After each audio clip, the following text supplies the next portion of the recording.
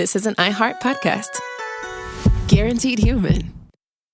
It's an Olympics you'll never forget. Prime time in Milan. The moments. Chloe Kim with the gold medal flex. The stars. Ilya Malinin. Out of this world. The spectacle from beautiful northern Italy with very special guests every night of the Olympics. Experience the world's biggest show. Prime time in Milan. Tonight, 8/7 Central on NBC and Peacock. The big game commercials are basically must-see TV. This year, Elf Cosmetics went all out with an absurdly funny telenovela called Melissa. It stars Melissa McCarthy, Nicholas Gonzalez, Itati Cantoral, and Elf Glow Reviver Lip Oil. The Elf Glow Reviver Lip Oil is an ultra-glossy tinted lip oil that nourishes, hydrates, and enhances your lips' natural color. Watch the full episode of their new Elf novela on soyunbaño.com. Ever wonder why so many people regain weight after stopping a GLP-1? Up to 40% of the weight lost can come from lean muscle. This weakens the body, slows metabolism, and makes it easier to put the pounds back on, creating a cycle of dependency. Prolon's 5-day fasting-mimicking diet offers a drug-free way to maintain results and support long-term metabolic health. In just 5 days, it activates fasting pathways to burn fat, protect muscle, and rejuvenate cells, all while letting you enjoy real food. Get 15% off plus a $40 bonus gift when you subscribe at prolonlife.com/iHeart. That's prolonlife.com/iHeart. The Middle is supported by Journalism Funding Partners, a nonprofit organization striving to increase the sustainability of local journalism by building connections between donors and news organizations. More information on how you can support The Middle at listentothemiddle.com.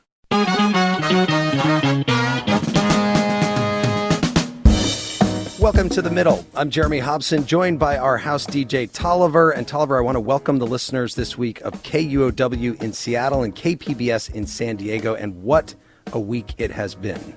I know, man. I thought you said we're going to have summers off. Come on. This isn't what I signed up for. I honestly did not think that the campaign would be as crazy as it is right now in the month of July. And I keep reminding myself it's only July. But let's just think about this. In the last 2 months, we've had former President Trump's convictions in the New York hush money trial, President Biden's disastrous debate performance, an assassination attempt on former President Trump, a vice presidential nominee selection, and big questions about whether Biden will stay in the race. And again, it's only July. A lot is going to happen between now and November.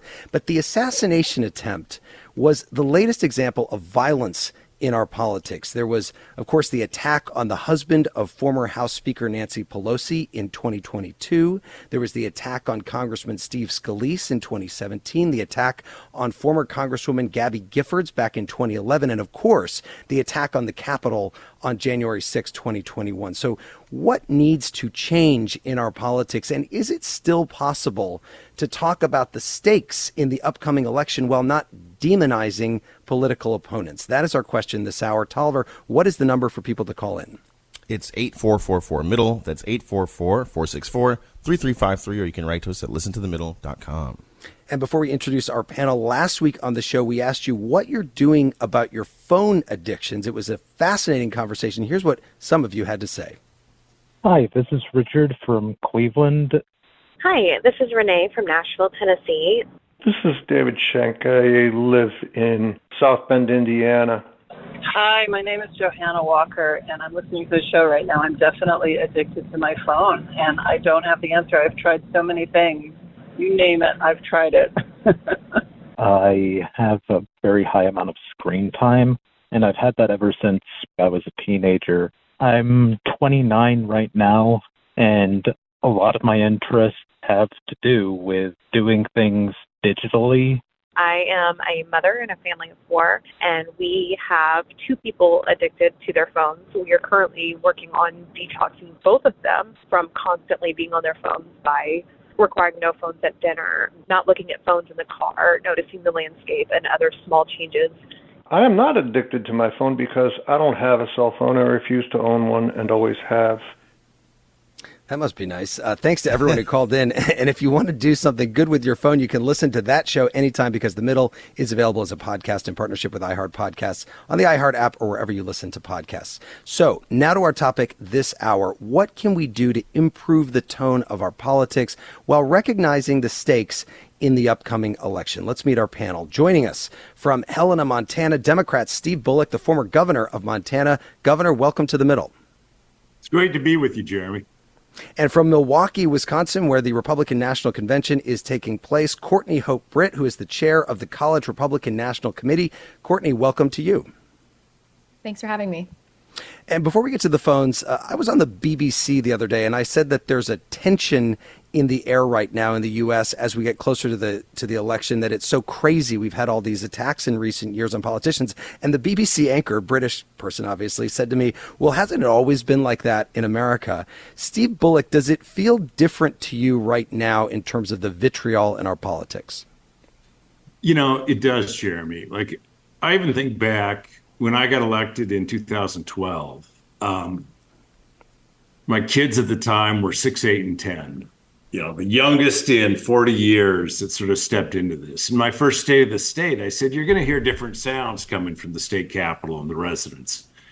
And kids learn from our words and our deeds. That's the sound of children. And we need to start acting like they do because our kids are watching. And I think even from that time, 2012, to where we are today, the level of vitriol, the level of an inability to say there's some commonalities that we share. Like, look, we can certainly differ on policy and direction, but also, I guess, failed in 2016. I'd said, boy, I wish people cared about public policy and elections like they do, right? Professional sports. On any given Sunday, there's millions of people watching, tuned in. But I think now people care about politics like they care about professional sports. You're a Raiders fan, not only do I hate you, I hate your whole family. Right. And that level of division is significantly changed things. Courtney, what do you think? Your party just watched its nominee, the former President Trump, almost get killed less than a week ago. What do you think about the level of vitriol right now in our politics? Well, I certainly don't have as many years to compare it to, but it definitely feels like it's at some kind of all-time high. It feels like it's just really hit a very high point where, to the governor's point, if you're a Democrat, you hate Republicans. If you're a Republican, you hate Democrats. And I think we've just lost sight of the fact that our political opponents are not our enemies. They're just our rivals. Our fellow citizens are just that. They might disagree with us, but at the end of the day, we have to work together as American citizens. So Trump, as you know, picked J.D. Vance as his running mate for this election, someone who is no stranger to using rhetoric to rile up the base. He, of course, once likened Trump to Adolf Hitler. He said President Biden sent the order for the assassination attempt. Courtney, I'll start with you. How do you think that selection is going to affect the tone of this election? It's not the unity message that we've been hearing about at the RNC so much. Well, I think that we've seen this sort of thing before in vice presidential picks being at some point in their history at odds with the presidential nominee.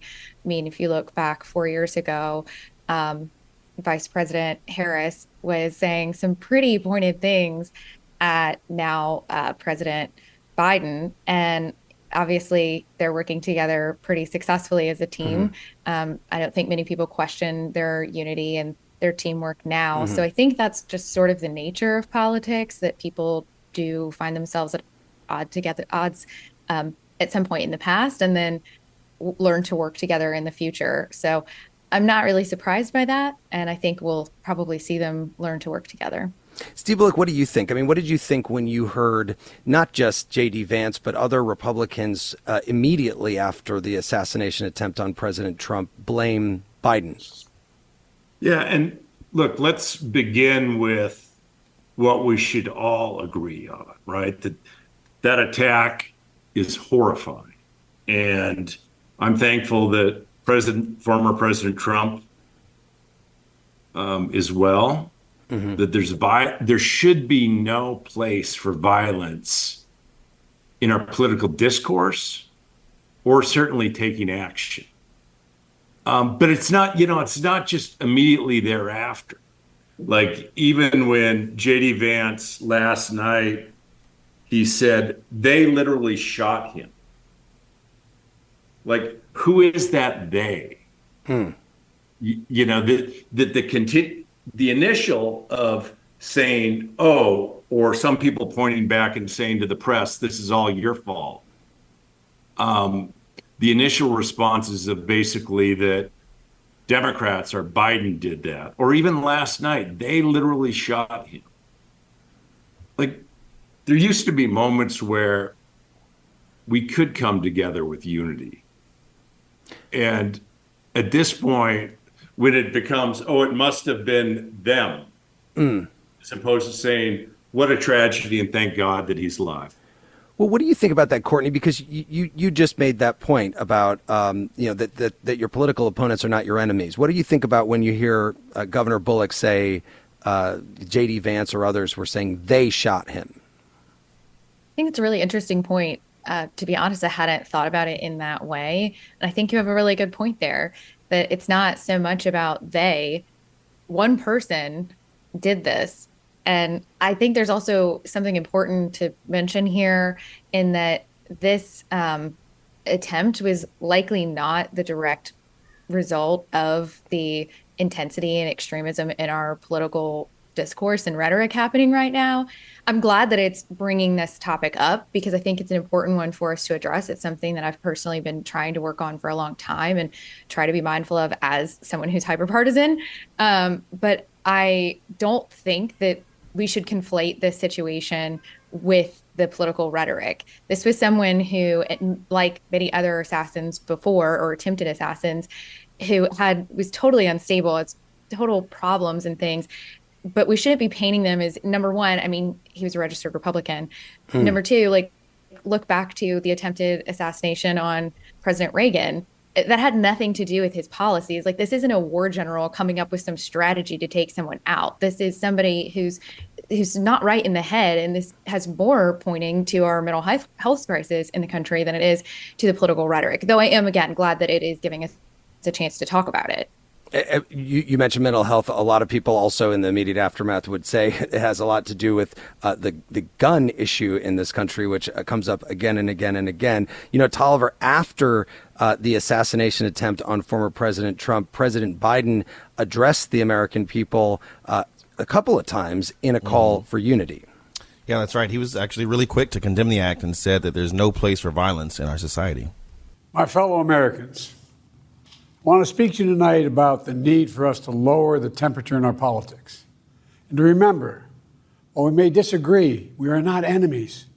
We're neighbors, we're friends, co-workers, citizens, and most importantly, we're fellow Americans. We must stand together. Yesterday's shooting at Donald Trump's rally in Pennsylvania calls on all of us to take a step back. Take stock of where we are, how we go forward from here. President Biden speaking the other day. And by the way, if you are a regular listener to The Middle, we are still trying to raise the funds it takes to do this show. Tolliver, people can go to listentothemiddle.com and make a tax-deductible contribution in any amount, which really helps us, especially as we get on the road. We're going to be in Birmingham next week. So yeah, absolutely. Help pay for some lunches or something. Come on. Right. Well, or like, the things it takes just to put the show on the air. Anyway, we'll be right back with more of The Middle. It's an Olympics you'll never forget. Prime time in Milan. The moments. Chloe Kim with the gold medal flex. The stars. Ilya Malinin. Out of this world. The spectacle from beautiful northern Italy with very special guests every night of the Olympics. Experience the world's biggest show. Prime time in Milan. Tonight, 8/7 Central on NBC and Peacock. Welcome to the A Building. I'm Hans Charles. I'm Menelik Lumumba. It's 1969. Malcolm X and Martin Luther King Jr. had both been assassinated, and Black America was at a breaking point. Rioting and protests broke out on an unprecedented scale. In Atlanta, Georgia, at Martin's alma mater, Morehouse College, the students had their own protest. It featured two prominent figures in Black history, Martin Luther King Sr. and a young student, Samuel L. Jackson. To be in what we really thought was a revolution. I mean, people were dying. 1968, the murder of Dr. King, which traumatized everyone. The FBI had a role in the murder of a Black Panther leader in Chicago. This story is about protest. It echoes in today's world far more than it should, and it will blow your mind. Listen to The A Building on the iHeartRadio app, Apple Podcasts, or wherever you get your podcasts. This is Ryder Strong, and I have a new podcast called The Red Weather. It was many and many a year ago in a kingdom by the sea. In 1995, my neighbor, Anna Trainer, disappeared from a commune. It was hard to wrap your head around. It was nature and trees and praying and drugs.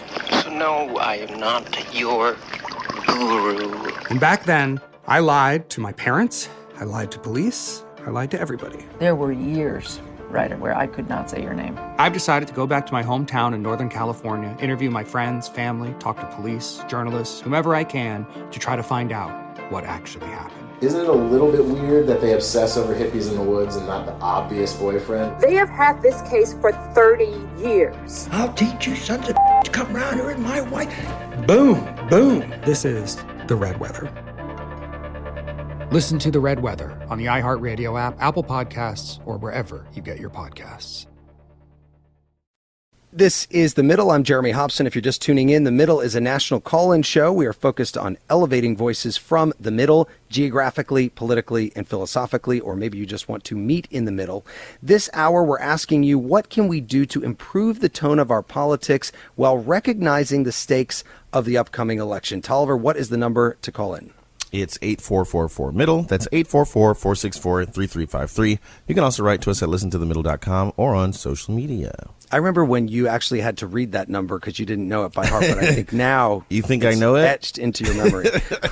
I'm joined by former Montana Governor Steve Bullock and Courtney Hope Britt, chair of the College Republican National Committee. Before we go to the phones, Steve Bullock, what about this idea of recognizing the stakes of this election? Is it okay for Democrats to say that Trump is an authoritarian or it could be the end of democracy if he's elected? Yeah, Jeremy, look, how do we get back to the center? Or how do we tone things down? If we could actually agree on certain norms, right? Norms like the rule of law, norms like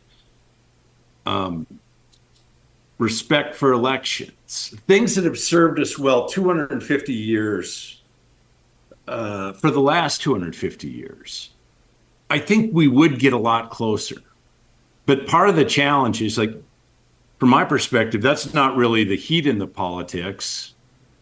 It is a real issue when we say democracy's on the ballot, when, you know, a third of the members of Congress, 170 members from 37 or 38 states, are denying the results of last election, or when the president's campaign manager, Chris Civita, even earlier today said, this isn't over on election day, this is over on inauguration day. So I think that we need to be talking about substance. We need to be talking about what the stakes of this election are. We ought to be actually saying, Project 2025, here are its elements. This is a proposed game plan for day one. And if we're not doing that, we're not having an honest conversation. That's not to scare people. That's just like, this is what's out there. Courtney, what do you think? And I'm just going to throw it to you with a line that is used often against Democrats. Trump has called Democrats Marxists and communists and says immigrants are poisoning the blood of our country. Is that rhetoric acceptable if we want to tone things down? Because let's be not... 99% of Democrats in this country are not Marxists and communists. You're absolutely right. Just like 99% of Republicans aren't crazy either. There's fringe on both sides. That's very real. And this, point of this whole show is the middle. Like, the majority of America is in the middle. And they've been abandoned. We need to find them again. I do want to key in on something that was brought up, Project 2025, just to mention that this isn't something that has been put forward. First of all, it's not something that's new. It's something that Heritage does every time there's a president. It's something they're known for. And secondly, it's not something that the campaign has backed or endorsed in any way. And again, it's like not new. I feel like the media has really spun this up a little bit and made it into more than it is. There's not even consensus among, yes, it is generally liked, but it's like not even consensus among the right on everything in that. Now, to be clear, I've definitely not read all of it, but labor issues, for one example, there's so much dissent on the right on what is in that, and right to work, not being thrilled about that. So I just don't think that we should make this into the boogeyman. And that sort of points to this bigger issue that the media also plays a role in this. The media, the mainstream media, has very much aggravated this situation by highlighting, first of all, I understand like sensational stories sell and gotta, make money, gotta keep attention. But the more we highlight the extremism and we put that on a pedestal, the more attention we give it, the more people do stuff to get that attention. So I think it's this like vicious cycle that we're feeding into. So it's not just Republicans and Democrats' fault. Like everyone really has a part in this process. I have to say, as a member of the media, I agree with you that a lot of the media has gotten very polarizing. It goes towards the extremes. It highlights people that are not representative of most people in this country, and it just as social media, by the way. But let's talk about social media. When we talk about the media, social media, these algorithms push the things that are going to get people the angriest. Steve Bullock. No, and it's interesting because the incentive system really is structured now to go to the furthest sides, right? You think of, Marjorie Taylor Greene. I don't know that she's passed any legislation. I don't think that her reputation is based on service, but she raised $4 million this cycle from small donors. Now, that's not just pointed at Marjorie Taylor Greene. The incentive system is to be the loudest on either side, because that, if you're an elected official, you're going to raise more money now. Back to your algorithms. I don't know what, I think that we have to we can differ with news programs. I can't tell you how many times I was frustrated with a journalist when I was in office. But I also can't turn around and say, all right, then let's get rid of the media. Like, you'd hope that the media would have standards greater than just how do you make the most money by the greatest of clickbait.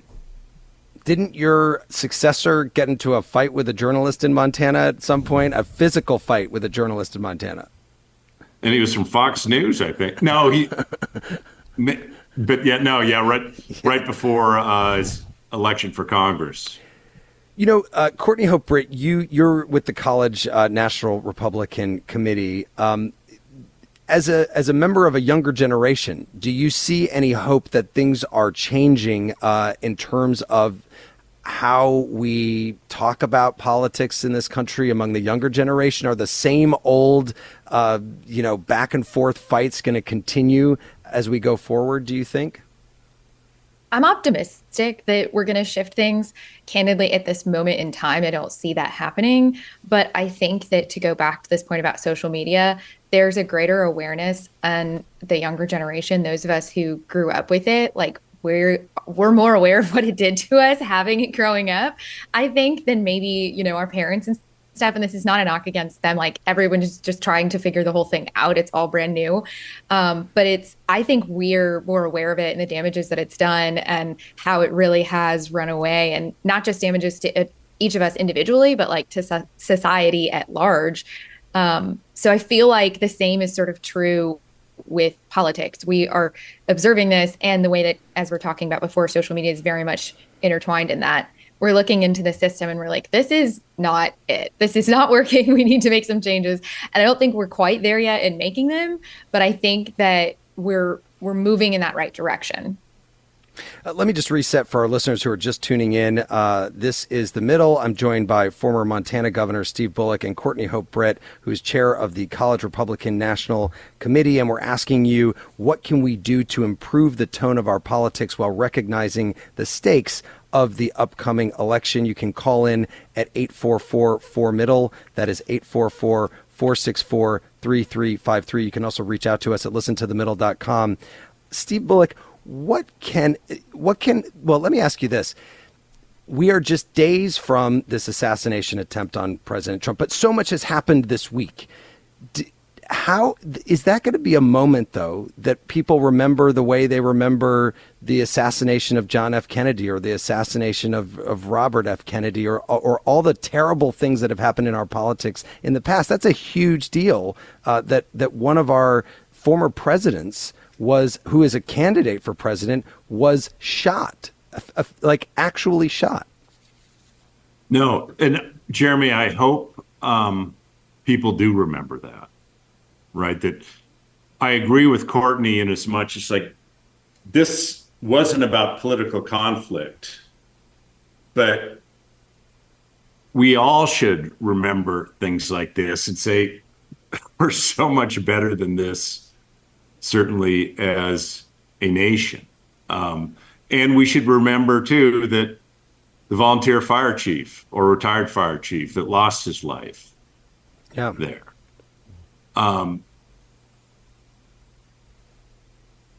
Often, I think, with sort of the random shootings, we all have this moment's pause and then we go on and forget about it, a couple thoughts and prayers. But not unlike Ronald Reagan's shooting. Like, I think that's the last time we've dealt with something like this, certainly at the presidential level. And it will become a part of, I think, all of our history. And Courtney Hope Britt, I assume that shooting of Ronald Reagan was before you were born. Well before it, yes, sir. Yeah. So, that hurts. Thanks, Jeremy. Sorry. How did that feel to you, Courtney? Tell us about, because there are so many things we could talk about on this show right now, this week, but I still think that that's such a monumental thing that we need to take a step back and say, what's wrong with the tone of our politics right now?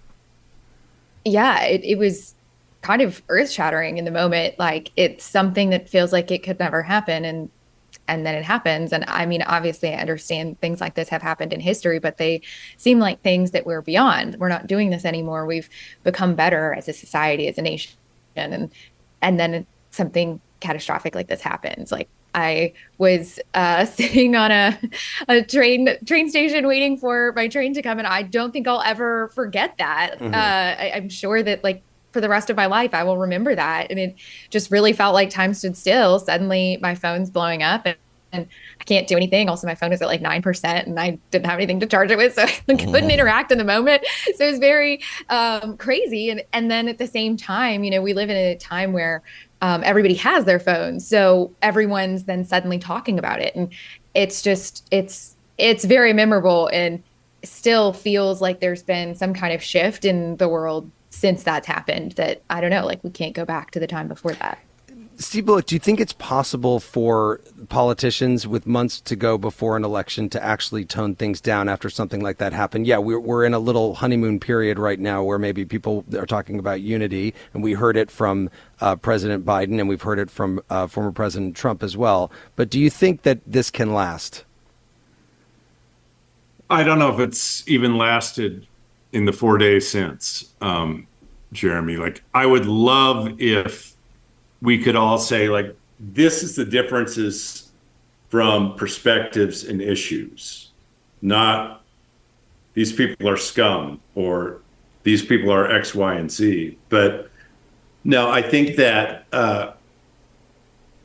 hopefully it gives at least some people a moment's pause in how they are going to present themselves, how we're going to talk about violence. You can certainly say, I'm going to fight for my country. Like, that's, shouldn't be any word police all of a sudden along the way, but thinking that we can't get to this level. We cannot stay at this level. I so appreciated when Courtney said that she's optimistic, right? Because in some respects, since Courtney, you outed me as being old and like remembering Ronald Reagan, like if you think most college students, their whole political consciousness has been in the last 8 years.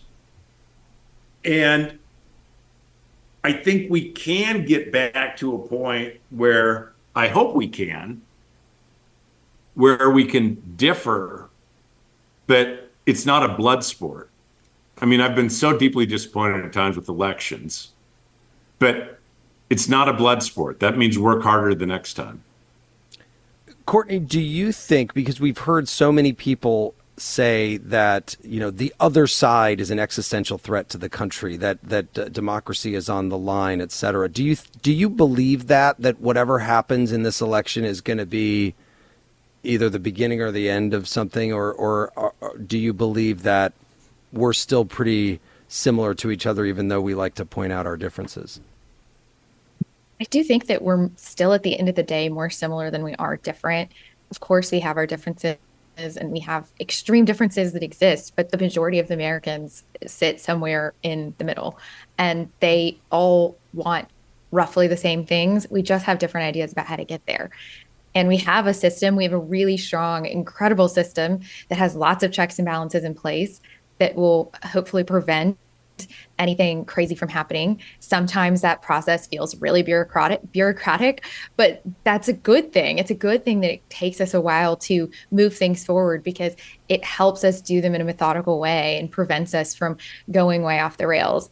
I think, like everything, you know, life ebbs and flows, and politics do too. So that's part of my optimism, is we are in this moment right now where things are really heightened, but lots of things are crazy since COVID, and there's so many dynamics that have contributed to the moment that we're in. So I do really remain optimistic that we will be able to move on from this moment, and in the future we won't be living here anymore. Jeremy, I got to say, I thought the convention was pretty civil, all things considered, and that does include Kid Rock and Hulk Hogan. They were both very peaceful. By the way, Kid Rock at the Republican convention, for those who have not been watching wall-to-wall coverage or listening to wall-to-wall coverage of it, Kid Rock sang a new song, I guess, that it was based on Trump pumping his fist in the air after he was shot and saying, "Fight, fight, fight." Now, it is interesting that if we're talking about unity, that the word that's being used is fight. But that is the sort of the slogan right now. Courtney, would you say, of this convention is like fight, fight, fight with your fist in the air? Absolutely. It's definitely the energy. Yeah. Did you see any problem with that? Well, I think that there should be a little bit of distinction between the extremism that we're seeing, the political extremism, and just turns of phrase and individual words and terminology that people use. Of course, those things do add up and contribute to a moment, but I think honing in on any specific word that someone uses or brands is not the problem that has gotten us to where we are today. It's the sentiments behind the words. I think you can use lots of words. We say things like that all the time. We say things like fight. I know Biden has gotten in a lot of hot water recently about having said that we should put Trump in the bullseye. Right. You know, I don't think that he meant that as an actual bullseye. I think that's just a turn of phrase. And I don't think that's what's contributing to this moment. We can't point to that. And if we could, it would be a whole lot easier to fix this. It's these sentiments and these feelings that there are other Americans who just do not want the same things as us. They see a different vision for America. They don't like us. I think there's this feeling among some Americans that their fellow Americans want their failure and don't want the same things as them. So I think the core of this is reigniting the belief that we actually do want a lot of the same things, finding those areas of commonality, and then debating about how we get there. Well, just days after he survived an assassination attempt, former President Trump accepted the Republican nomination for president for a third time, Tolliver. Yeah, here's Trump speaking as the 2024 Republican National Convention wrapped up in Milwaukee. I am running to be president for all of America, not half of America, because there is no victory in winning for half of America. So tonight, with faith and devotion, I proudly accept your nomination for President of the United States. Former President Trump speaking at the Republican National Convention in Milwaukee, and we'll be right back with more of The Middle. It's an Olympics you'll never forget. Prime time in Milan. The moments. Chloe Kim with the gold medal flex. The stars. Ilya Malinin. Out of this world. The spectacle from beautiful northern Italy with very special guests every night of the Olympics. Experience the world's biggest show. Prime time in Milan. Tonight, 8/7 Central on NBC and Peacock. Welcome to the A Building. I'm Hans Charles. I'm Menelik Lumumba. It's 1969. Malcolm X and Martin Luther King Jr. had both been assassinated, and Black America was at a breaking point. Rioting and protests broke out on an unprecedented scale. In Atlanta, Georgia, at Martin's alma mater, Morehouse College, the students had their own protest. It featured two prominent figures in Black history, Martin Luther King Sr. and a young student, Samuel L. Jackson. To be in what we really thought was a revolution. I mean, people were dying. 1968, the murder of Dr. King, which traumatized everyone. The FBI had a role in the murder of a Black Panther leader in Chicago. This story is about protest. It echoes in today's world far more than it should, and it will blow your mind. Listen to the A Building on the iHeartRadio app, Apple Podcasts, or wherever you get your podcasts. This is Ryder Strong, and I have a new podcast called The Red Weather. It was many and many a year ago in a kingdom by the sea. In 1995, my neighbor, Anna Trainer, disappeared from a commune. It was hard to wrap your head around. It was nature and trees and praying and drugs. So no, I am not your guru. And back then, I lied to my parents, I lied to police, I lied to everybody. There were years, Ryder, where I could not say your name. I've decided to go back to my hometown in Northern California, interview my friends, family, talk to police, journalists, whomever I can, to try to find out what actually happened. Isn't it a little bit weird that they obsess over hippies in the woods and not the obvious boyfriend? They have had this case for 30 years. I'll teach you sons of to come around here and my wife. Boom, boom. This is The Red Weather. Listen to The Red Weather on the iHeartRadio app, Apple Podcasts, or wherever you get your podcasts. This is The Middle. I'm Jeremy Hobson. This hour, we're asking you, what can we do to improve the tone of our politics while recognizing the stakes of the upcoming election? You can call us at 844-4-MIDDLE. That's 844-464-3353. You can also reach out to us at listentothemiddle.com. I am joined by former Montana Governor Steve Bullock and Courtney Hope Britt, chair of the College Republican National Committee. And if you are a regular listener to The Middle and you say, where are the callers? Well, as we go live to the air, we are going live right after the Trump speech at the Republican National Committee, which went a bit long. And so that's why there are no callers if you're listening to us live. But maybe he's done now. So maybe we're about to get some. 844-4-MIDDLE. That's 844-464-3353. Steve Bullock, if somebody's listening to this on an individual level, what can somebody do to improve the tone of our politics? So I think a couple of things. First of all, I agree with Courtney in as much as that we share a lot more in common than what divides us. And then most people, right, their lives are too hectic for politics. But we do want some of the same things, right? Everybody wants a decent paycheck that'll pay the bills and maybe even leave a little left over at the end. Everybody wants a roof over their head, a safe community, clean air, clean water, the belief you can do better for your kids and grandkids than yourself. Like, that's what we should all be talking about. But so what can the, as you say, sort of the on the sidelines Americans do maybe to try to improve it? Look, there are things that with media literacy and journalism, there's some talk about electoral reform overall of, you know, if all of these districts weren't so safely red or safely blue. When I was graduating from college, 135 congressional districts could go either way. Now I think it's 25. Wow. And I think we should ask more as consumers of politics. Like, be willing to say, that's not right. Like, we are better than this as a party and as a country. So much of it ends up, though, unfortunately, the incentives aren't all there correct for those running for office or those serving in office.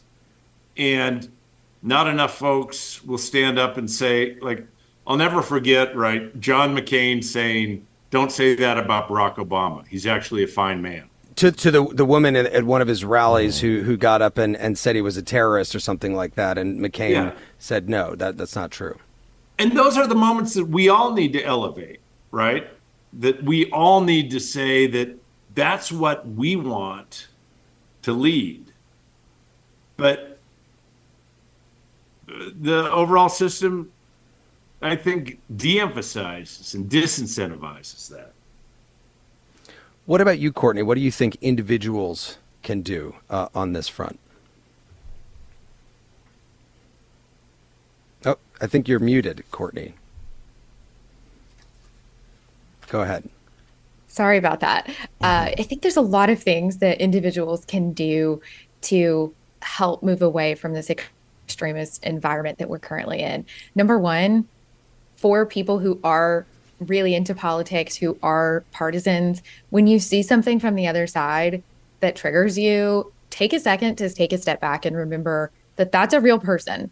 And especially online, like, don't go into this mode of getting ready to attack, but take a second to be like, wait, why do they think that way? Let me dig a little deeper. And sometimes it's whatever they're saying isn't called for, but you should still try to approach it with some level of humanity and compassion. Likewise, when you're putting your own content out as a partisan, I think it's important to be really mindful, to the extent that you can, what words you're using, and especially written communications that you have a little more time to think through, really trying to choose your words wisely and choose the right tone so that you are coming across in a truly caring, respectful way. I think that's one area for people who are not in that sort of scene. Donate to the people that are doing that work, that are representing those ideas, that are approaching politics in a respectful manner. I know that's like super easy, or, the common thing like money, but it is true. Part of, the governor said earlier, one of the reasons that especially elected officials act in hyperpartisan ways is because it helps them raise money. So if you help contribute to the candidates that aren't doing the hyperpartisan things, you're helping them resist those temptations and you're helping them stay afloat. And if we're able to give to more of those candidates, more of them will be successful. And then finally, I think there are other ways to get involved, trying to really build community and connect with people outside of politics and really connect with people who wouldn't necessarily think the way that you do, trying to seek that out in your life so that you can build a community that is more diverse, I think helps you approach people in that way. Going to different events for people who, I know this is very much targeted towards people in Middle America, but if you live in DC, there are lots of opportunities. We, for one, are doing one. College Republicans and College Democrats are putting on an event next week, and you can tune into it. A little self-promotion here, but you can tune into it. We'd love to have you. So that kind of thing, to really try and seek that out. I think there are ways that we can all individually engage in breaking down some of the hyper-partisan rhetoric. Host interlude here, Governor Bullock. I want to ask you a question that is not about this, but while we have you on this program, I'm going to put you on the spot here. We've said a lot has happened in the last couple of months. A lot could happen between now and the election. There's a strong push right now within the Democratic Party for President Biden to announce that he's not running for re-election this year. Your colleague in Montana, Jon Tester, who's running for re-election in the Senate, came out and said he thinks Biden should not run again. Where do you stand on this? Well, one of the things that now, Jeremy, I'm just a guy that spends time on podcasts with you. Look, I'm not going to be weighing in on the process. Needs to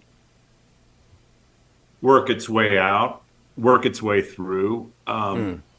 What I do want to see is a united decision of where would we be best as a Democratic Party to win come November? A guy named Mo Udall a long time ago said, right, when Democrats organize a firing squad, we do it in a circle.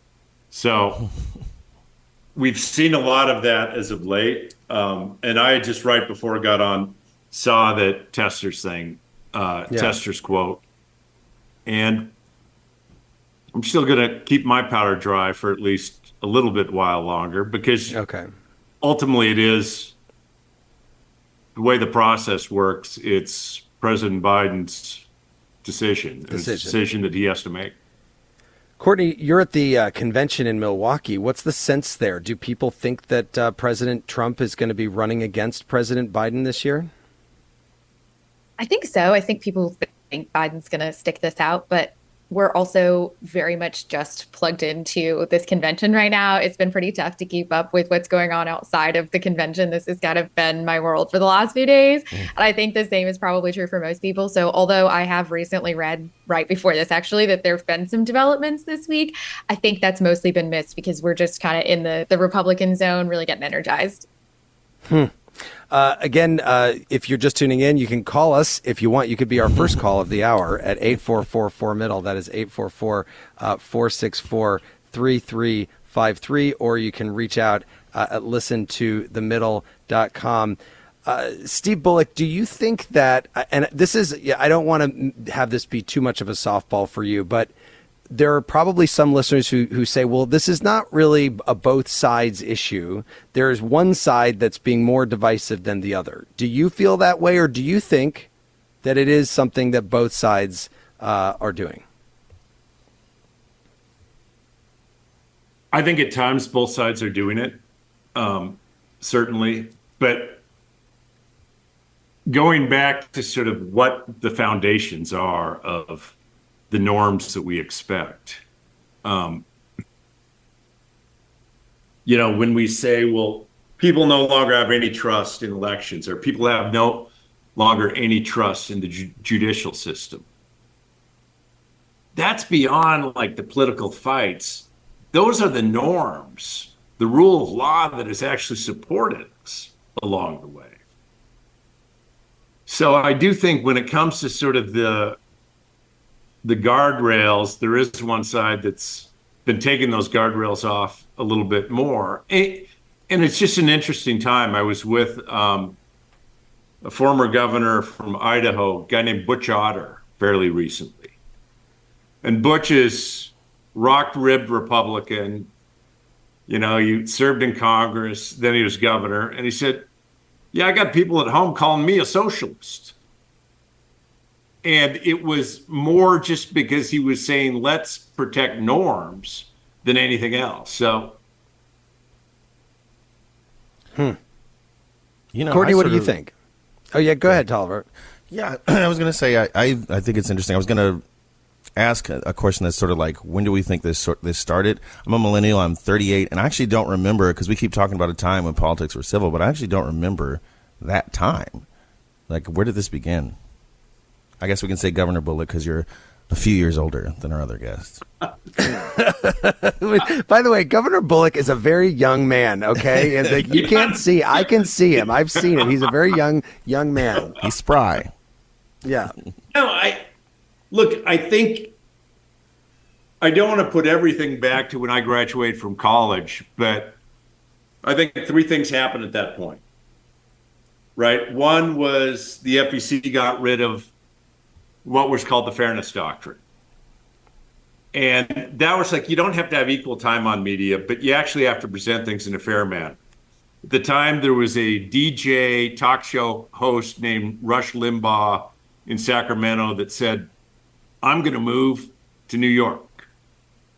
So the media environment changed.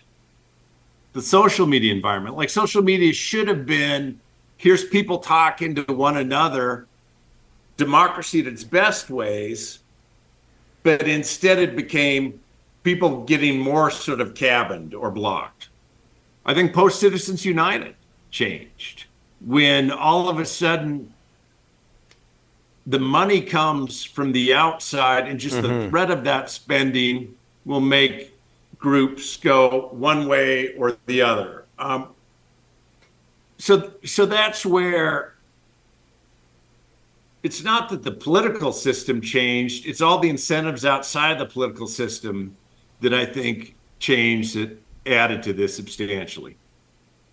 Courtney, do you see a future Republican Party where toned up rhetoric is less a part of its identity than it is now? Well, I think that's kind of a loaded question. That sort of implies that Democrats don't also have this problem, and again, that fair, the mainstream totally media and fair. social I'm media just asking are you not about the also Republicans, contributing to right? this. So I am hopeful that there is a time where things are a little bit more focused on the middle, a little bit more focused on commonalities. But the nature of the parties and the partisan system is that they are at odds with one another, and especially in a country with a two-party system, that's going to be, I think, amplified, because there's really no way, when there's only two parties, for the two in a campaigning sense to do a whole lot together. I hope that particularly in the governing side, they do find some more ways to work together so they can get a few more things done, which the bar's kind of low right now. You know, I was speaking to somebody who used to work for Senator, I believe his name was Jim Jeffords from Vermont, who switched parties in the George W. Bush administration.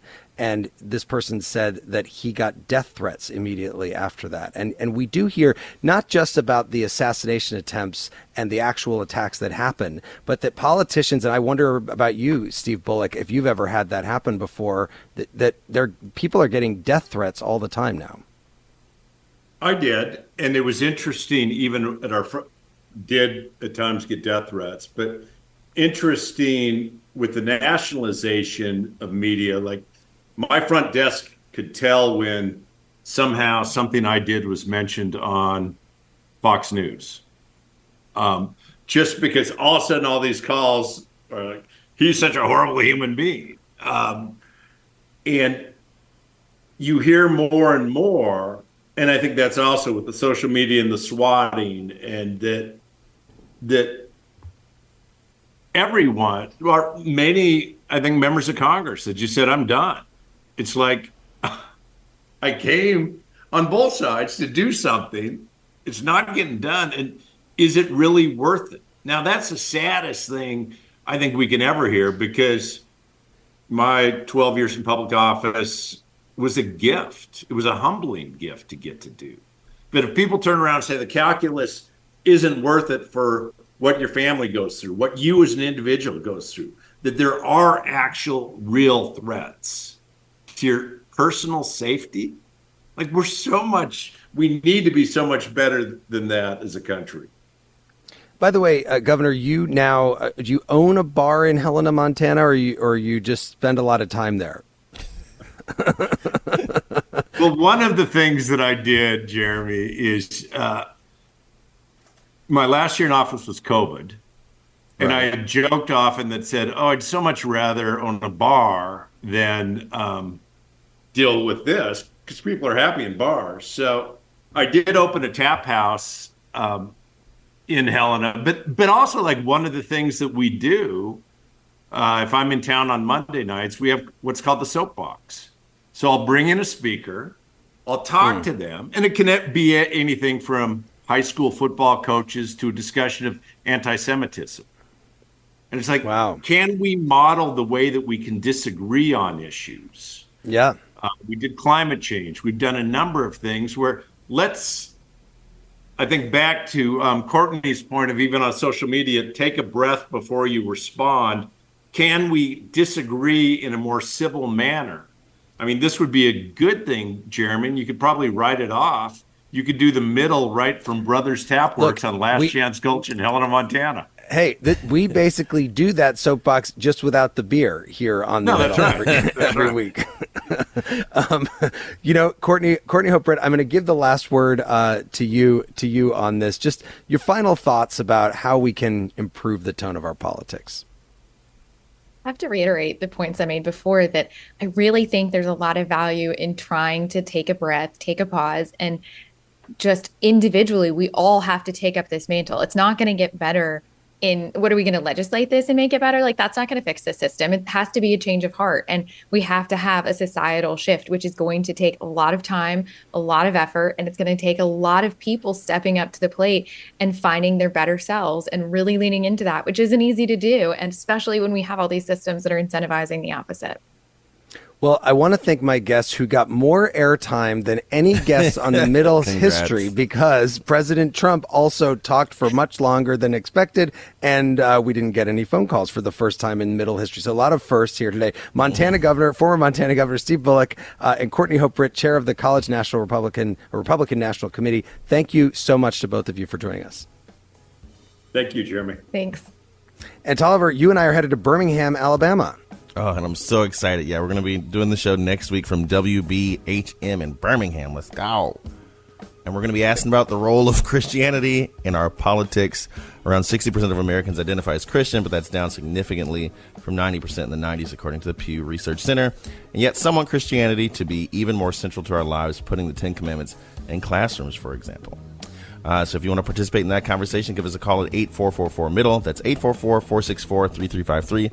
And tell us what you think about the role of Christianity in our politics. Jeremy? And I will say, by the way, if Biden drops off the ticket, that show's going to wait, and we're going to do one about that I would instead. imagine so. The Middle is brought to you by Long Nook Media, distributed by Illinois Public Media in Urbana, Illinois, and produced by Joanne Jennings, Harrison Patino, Danny Alexander, and John Barth. Our intern is Annika Deschler. Our technical director is Jason Croft. Our theme music was composed by Andrew Haig.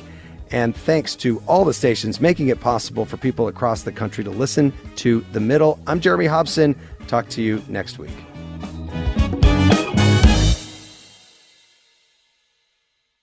Over the last couple years, didn't we learn that the folding chair was invented by Black people because of what happened in Alabama? The Montgomery Brawl. This Black History Month, the podcast Selective Ignorance with Mandy B unpacks Black history and culture with comedy, clarity, and conversations that shake the status quo. The Crown Act in New York was signed in July of 2019, and that is a bill that was passed to prohibit discrimination based on hairstyles associated with race. To hear this and more, listen to Selective Ignorance with Mandy B from the Black Effect Podcast Network on the iHeartRadio app, Apple Podcasts, or wherever you get your podcasts. 1969. Malcolm and Martin are gone. America is in crisis. And at Morehouse College, the students make their move. These students, including a young Samuel L. Jackson, locked up the members of the Board of Trustees, including Martin Luther King Sr. It's the true story of protest and rebellion in Black American history that you'll never forget. I'm Hans Charles. I'm Menelik Lumumba. Listen to The A Building on the iHeartRadio app, Apple Podcasts, or wherever you get your podcasts. 14 years in prison for killing a young woman.